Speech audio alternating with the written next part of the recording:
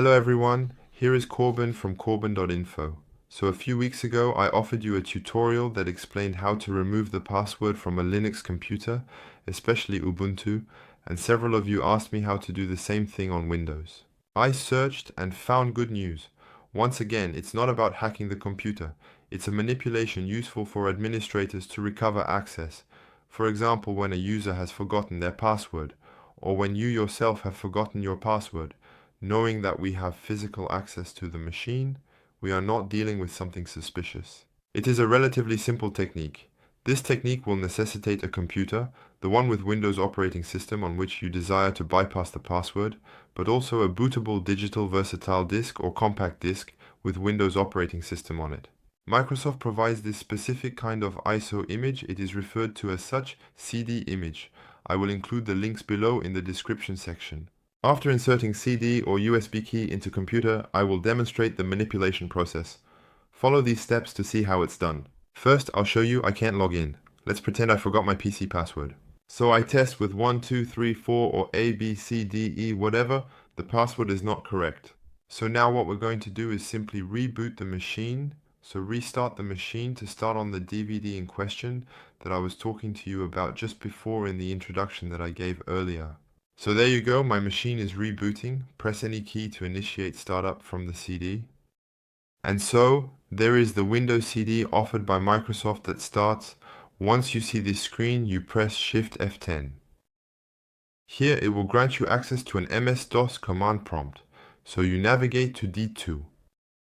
Next, you can type cd windows/system32 to access the directory and navigate to the desired location within the file system. And you will just duplicate. There you go, using the duplicate command. The file, or more specifically, the program known as sethc.exe.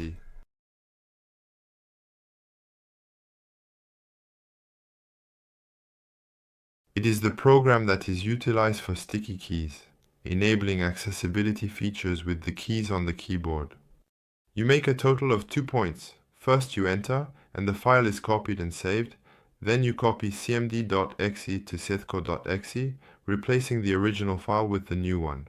Essentially, we are going to overwrite seths through the terminal, so via the command prompt, cmd. There you go, you're doing alright.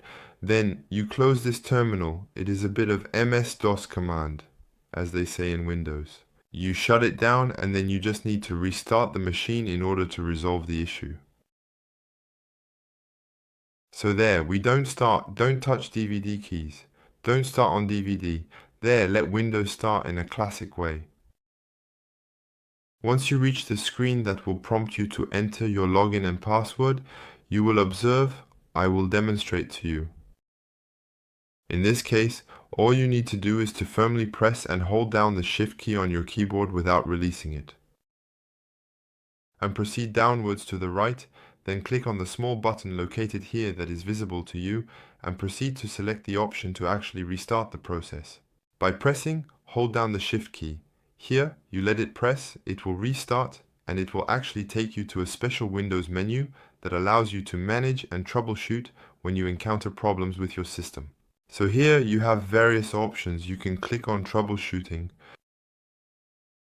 Next, you click on the advanced option, and then you click on settings to proceed.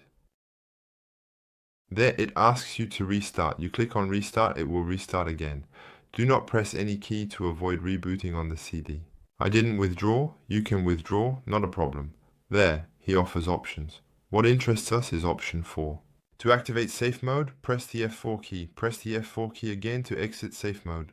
If you have function keys, you can do Fn, key 4, etc. Press F4 for safe mode. Login can be found in that location. There, quickly type 5. Time on the Shift key. 1, 2, 3, 4, 5. Paf. On the Shift key, you press 5 times. 5 times in a row. And there you'll have the CMD that actually launches. There you go. And from there you can launch commands to manage and create users.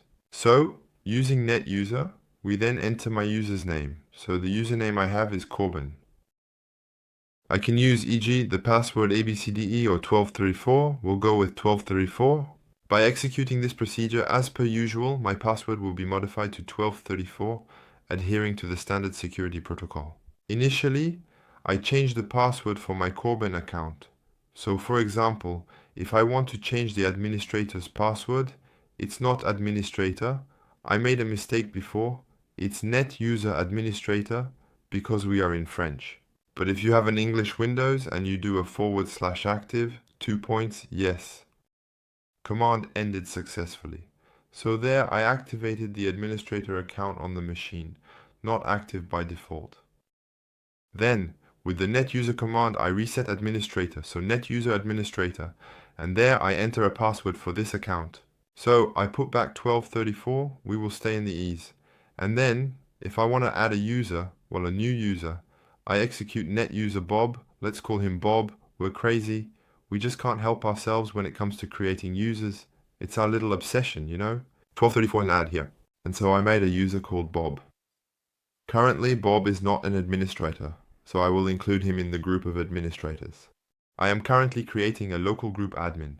In French, the term admin is spelled with an S at the end instead of administrator. A bit tricky, but admin with an S as it's the admin group, and there you include Bob. So Bob was merely added to the administrators group. Once that has been completed, there is not much else to be done in that regard. What you have the ability to do at this current moment is to close this terminal window. You have changed the password of your default account, you have added a new admin account, etc. And thus I will test using my password 1234. Therefore I enter 1234, press enter, and as you can observe, it successfully logs in. This experience is excellent. We are doing well, except that if someone gains entry to my computer and presses the Shift key 5 times consecutively, they will regain access to the command prompt, to the small terminal we had previously. So what we're going to do is we're going to disengage a little bit of what we've done, so we're going to restore the machine a bit to the state it was in, which means we're going to put back the sticky keys, the program, the binary specific to sticky keys. Sticky keys, I am unable to say it.